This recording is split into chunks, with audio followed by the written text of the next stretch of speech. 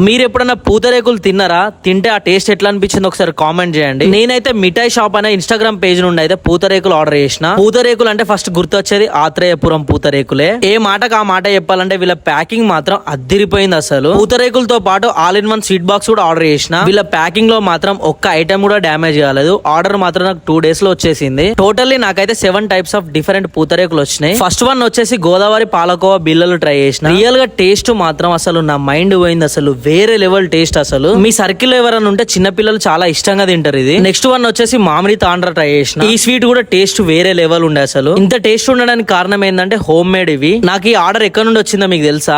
ఆత్రేయపురం నుండే వచ్చింది. నేనైతే ఈ పూతరేకులు ఫస్ట్ టైం ట్రై చేస్తున్నా. ఈ గీ స్మెల్ మాత్రం నా ప్రాణం మొత్తం పాకపోయింది. టేస్ట్ మాత్రం లిటరలీ హెవెన్, స్వర్గం అనుకో. సూపర్ ఉండే. అసలు all types of pootharekulu try చేసిన. టేస్ట్ మాత్రం ఎక్సలెంట్ ఉండే. అసలు మీరు కూడా ఆర్డర్ చేసుకోవాలని అనుకుంటే కింద కనిపిస్తున్న నెంబర్ కాల్ చేయండి. లేదంటే వీళ్ళు